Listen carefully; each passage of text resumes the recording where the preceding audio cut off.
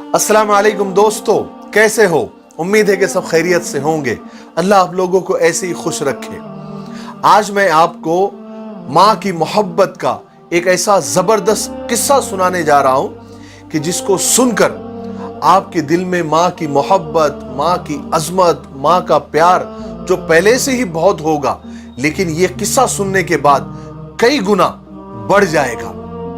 तो आप बिल्कुल मिस ना करें, ये किस्सा आप जरूर सुने। और रियल किस्सा है, कोई कहानी नहीं है, दिल से घड़ी हुई कहानी नहीं है, बल्कि एक सच्चा वाकया है। वाकया ये है कि चाइना में पिछली सदी में एक जलजला आया था जिसमें लाखों लोग मर गए थे। कोई दब कर मर गया तो कोई धंस कर मर गया। अजीब अजीब मौतें लोगों की हुई। वहां पर एक बहुत बड़ी बिल्डिंग भी गिरी और उसका मलबा हटाने के लिए कई दिन लग गए, कई हफ्ते लग गए। तो एक बड़े स्लैब के मलबे के नीचे एक औरत को बेहोश लेकिन जिंदा देखा गया और उसके साथ एक मासूम बच्चा भी साथ में लेटा हुआ था। उनको हॉस्पिटल ले जाया गया, उनकी ट्रीटमेंट की गई। बहुत देर के बाद औरत को भी होश आया और बच्चे को भी होश आया। तो डॉक्टरों ने उस औरत से पूछा कि हमने आपका सारा इलाज किया, लेकिन एक बात हमको अजीब लगी कि आपके हाथों के जो ये सिरे हैं, ये दोनों हाथों के सिरे हैं, ये 10 के 10 जख्मी हैं, फूटे हुए हैं। तो ये क्या बात है, ये समझ में नहीं आया, कहीं दब गए थे या क्या हो गया था। तो उस औरत ने फिर अपना किस्सा सुनाया। कहा कि जब हमारे ऊपर छत गिरी, स्लैब गिरा, तो मैं एक कोने में दब गई। मैं महफूज थी, मेरा बच्चा मेरे सीने से लगा हुआ था। मैंने 2 दिन 4 दिन उसको जैसे तैसे उसको दूध पिलाया, हालांकि मैं खुद भूखी और प्यासी थी। लेकिन एक वक्त ऐसा आया कि मेरे सीने का दूध भी खत्म हो गया, लेकिन मेरा बच्चा तो रोता रहा। मैं उसे बहलाती रही, फुसलाती रही। मेरे बच्चे का रोना मुझसे बर्दाश्त नहीं हो रहा था।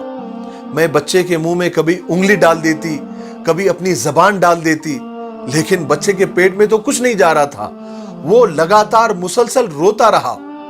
फिर मेरे दिल में ये ख्याल आया कि मैं दूध तो नहीं पिला सकती, लेकिन मेरे जिस्म में खून तो है।